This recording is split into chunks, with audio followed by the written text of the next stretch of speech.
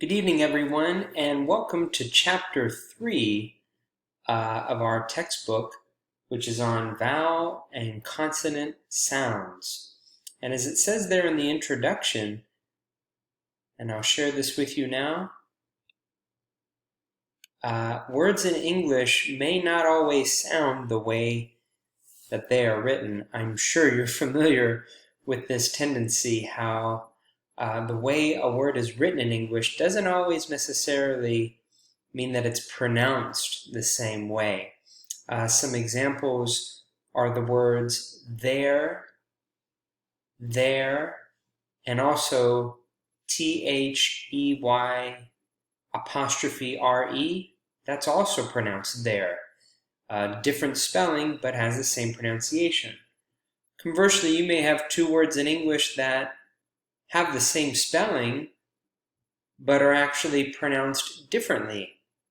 For example, tear, like a drop of water from the eye, shedding tears when we cry. Or tear, what we would do to a piece of paper. Same spelling, but different pronunciation. So, in English, when you see a letter or letters in a word, you might not know what the pronunciation is. And that's why dictionaries are especially effective at guiding you through what the correct pronunciation is. And there are a variety of resources that you can use. The one that I recommend that you use is the Longman Dictionary. If you go to Google and put Longman Dictionary, it comes up with this website. And when you type in a word, for example, let's go with there.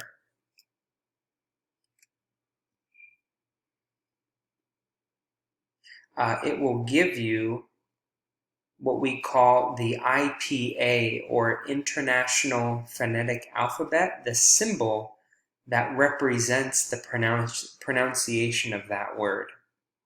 So the Longman Dictionary, we'll learn these symbols later on in this chapter. The Longman Dictionary is a great resource, and I've put that on our website. Another one that I'll put on our website is so that you get familiar with the IPA, the English or Interactive Phonetic Alphabet.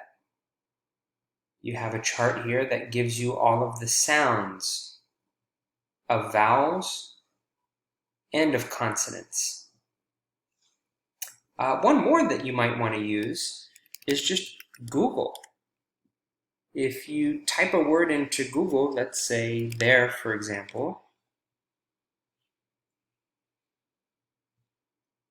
you can press this symbol here that will give you the pronunciation. There. And actually, you can click here so you can learn the pronunciation in terms of the anatomy, how the mouth moves to create that sound. There. And you can even go more slow. There. You can change the pronunciation from American to British. So, 3 really good tools. The first one, Google, of course. Just put the word into Google, and then it will help you as a dictionary, giving you the pronunciation. And then again, as soon as you press this button, you can click Learn to Pronounce. The phonetic chart, which as we go over these symbols, you can play these. And then they will give you the correct vowel or consonant sound. And then lastly, the Longman Dictionary, which you're going to use a lot in this chapter to look up the vowel sound or look up the consonant sound of whatever word in the exercise is. So these are 3 great resources for you to use. And just for fun, go ahead and try exercise 1 as a little warm-up.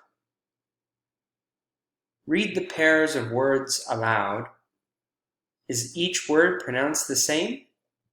Check same if you feel like they're both pronounced the same. Or check different if they're pronounced differently. For example, sun, sun. Same. Pool, pole. Pool, pole. Those are different vowel sounds. Let's try together number 3. Wear, like wear clothes. Where. Where is my son? Those are the same. Won, my team won yesterday. Won. I am only teaching one class this semester. One and one, those are the same. Throw, through. Throw, through. And those are different pronunciation. If you want, you can listen here to CD1, track 13. And remember, you can go to, click here for the scanned copies of the textbook. Click here for the audio of the textbook.